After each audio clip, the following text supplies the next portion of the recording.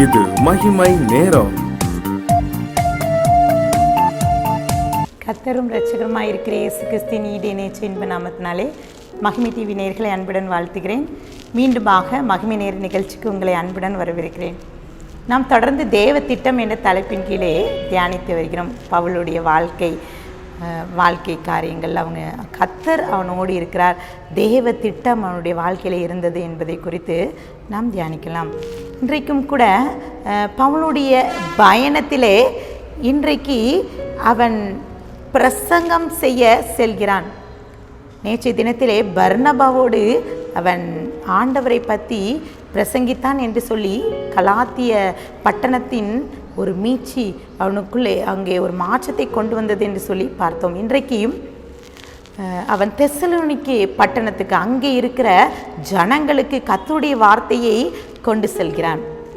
இப்போது பர்னபாவிடம் சென்ற அந்த அந்த பயணம் என்று இரண்டாவது மிஷனரி பயணமாக சீலாவோடு செல்கிறான். இந்த பவுல் என்ற பெயருடைய அர்த்தம் சிறுமை, இந்த சீலா என்ற பெயருடைய அர்த்தம் சோலை. இந்த சீலா என்று சொன்னால் அங்கே சில்வானு என்று முழுமையான பெயர் அர்த்தம், அவனுடைய பெயர் விளக்கம் சில்வானு. இன்னும் நிறைய பேர் சொல்கிறாங்க பவுல் சீலா, நிறைய பேர் பெண்களுக்கு சீலா என்று பெயர் வைத்துவிட்டு அது பெண்ணுடைய பெயர் என்று நினைக்கிறார்கள். இல்லை, இது ஒரு ஆணுடைய பெயர். இந்த பவுலும் சீலாவும் இணைந்து சென்ற மிஷனரி பயணத்தை குறித்து இன்றைக்கு பார்க்கலாம். இங்கே அவர்கள் தெசலோனிக்கே பட்டணத்துக்கு செல்கிறார்கள். அங்கே கர்த்தருடைய வார்த்தையை சொல்கிறார்கள். அவன் செய்த காரியம், கர்த்தர் அவனை சந்தித்த விதம் எல்லாம் பிரசங்கித்து கர்த்தருடைய வார்த்தையை சொல்லி அங்கே ஒரு கூட்ட ஜனங்கள் கர்த்தரை ஏற்றுக்கொள்கிறார்கள். இயேசு கிறிஸ்துவை குறித்து கர்த்தர் மெய்யான தேவன் மேசியா என்பதை அறிவிக்கிறார் இந்த பவுல். இவர்கள் இரண்டாவது மிஷனரி பயணத்தை முடித்த பின்பு இப்போ சீலாவோடு சென்று அவர்கள் முடிக்கிறார்கள். அந்த கலாத்திய பட்டணத்துக்கு நடந்தது போல இங்கே கள்ள தீர்க்கதரிசி, கள்ள போதகர்கள் எழும்பி இவர்களை குறித்து தப்பான காரியங்களை விதைக்கிறார்கள். இவர்கள் செய்த காரியம் என்னன்னா, ஆண்டவர் இயேசுவின் வருகை வந்து விட்டது. இப்போது அவர்கள் விதைத்த தவறான போதகம், ஆண்டவர் வந்துட்டாரு, பிறகு ஏன் நீங்கள் ஆண்டவரை தேடுறீங்க அப்படிங்கிற ஒரு வார்த்தையை அவர்களிடத்திலே சொல்லிவிட்டார். இப்போ தெசலோனிக்கே பட்டணத்தில் இருக்கிற அத்தனை பேரும் புலம்பிக் கொண்டு இருக்கிறார்கள். அப்போ ஆண்டவர் வந்துட்டாரா? அப்போ மறிச்சவங்களுடைய நிலை என்ன? கிறிஸ்துக்குள்ளே இப்போ நாங்கள் மறிக்காதவங்க, கிறிஸ்துக்கு மறித்தவர்களுடைய நிலை என்ன? அப்போ பரலோகத்துக்கு நம்ம போவோமா? அப்போ இயேசு கிறிஸ்து உயிரோடு இருக்கிறாருன்னு சொல்லி பவுல் சொல்லிட்டு போகிறாரு. அப்போ வந்துட்டாங்கன்னு இவங்க சொல்கிறாங்களேன்னு சொல்லி குழம்பி போயிருக்கிறார். இப்படி குழம்பி போன மக்களுக்கு மத்தியில் தான் இந்த பவுல் ஒரு நிருபத்தை எழுதுகிறார், தெசலோனிக்கேய நிருபம். இங்கே வேதத்தை வாசிச்சிருப்பீங்க. ஒருவேளை இயேசுவின் வருகை குறித்த சந்தேகங்கள் இருந்தால் அந்த தெசலோனிக்கே அந்த பகுதியை நீங்கள் எடுத்து வேதாகமத்தில் எடுத்து 1 தெசலோனிக்கேர் 2 தெசலோனிக்கேர் அந்த பகுதிகளை வாசிங்க.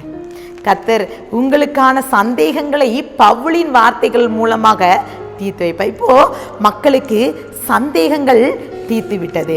இப்போ அவர்களுக்குள்ளாகவே ஒரு மாற்றம் வருது. இப்போ பவுல் அவன் செல்கிறான், அவனுடைய சூழ்நிலைகள் மாறுகிறது. அங்கே அவளுக்கு ஊழியம் நன்றாக நடந்து கொண்டிருக்கிற வேளையிலே பவுலும் சீலாவும் இணைந்து சென்று கொண்டிருக்கிற ஊழியத்திலே முதலாவது லீதியாள் என்ற ஒரு பெண்ணை சந்திக்கிறார்கள்.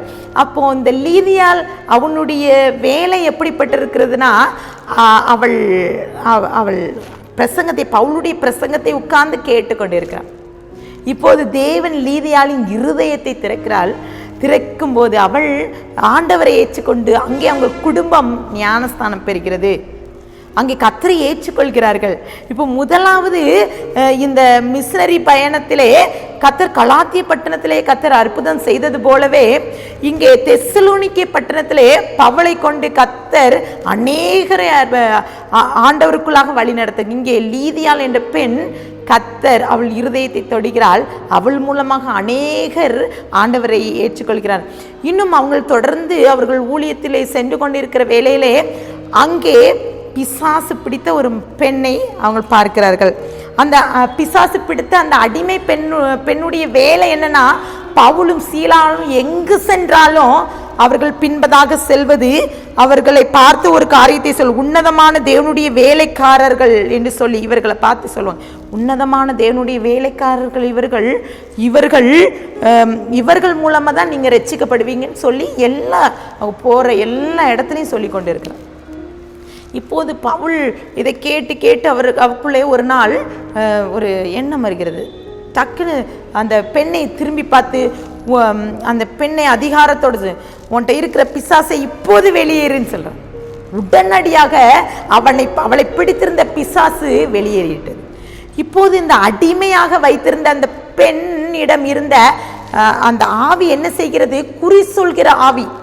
இவர்கள் என்ன செய்வார்கள், இவர்களுடைய நிலைமை என்ன, இவர்கள் எப்படிப்பட்டு அடுத்து அவங்களோட ஃப்யூச்சர் எப்படி இருக்கும், லைஃப்பில் எப்படி போக போகிறாங்கன்னு சொல்லி இவள் மூலமாக அநேகர் குறிகளை கேட்டு கொண்டிருக்கிறார்கள்.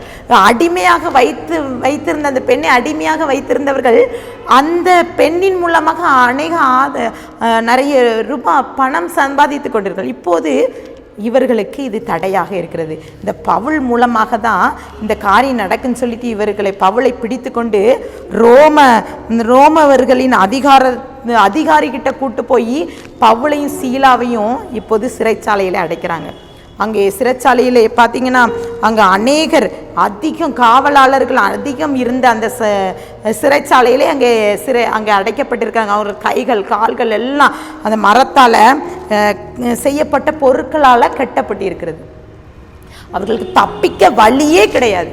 இப்போ நம்ம எல்லாத்துக்கும் தெரிந்த பகுதி, பவுலும் சீலாவும் துதித்தாங்க. நம்ம ஜெப வேளையில் அநேக நாள் சொல்வது உண்டுலாம், பவுலும் சீலாவும் ஜெபிக்கும் போது சிறைச்சாலை கதவுகளை உடைச்சிங்களே சப்பான்னு சொல்லி ஜெபிப்போம்ல.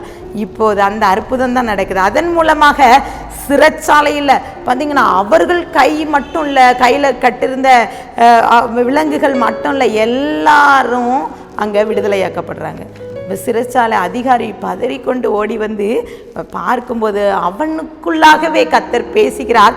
அங்கே ஒரு இரட்சிப்பின் சந்தோஷத்தை இந்த சிறைச்சாலை அதிகாரி பெற்றுக்கொள்கிறான். அவன் குடும்பமாக ஆண்டவரை ஏற்றுக்கொள்கிறான்.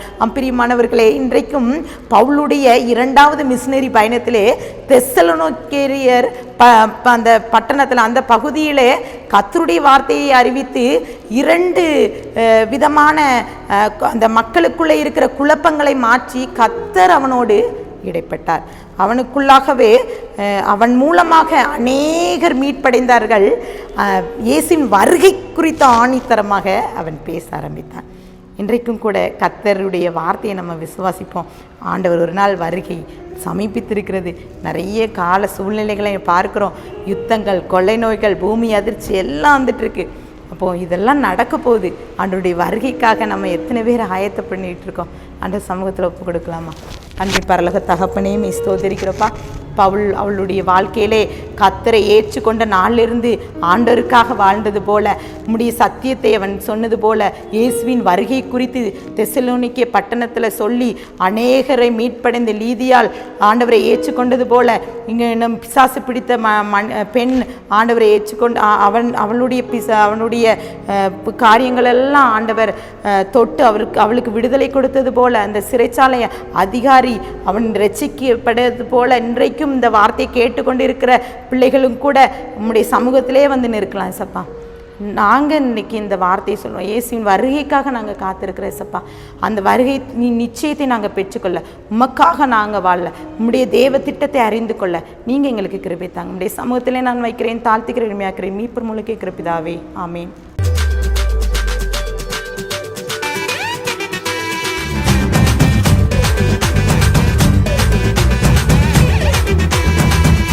மகிமை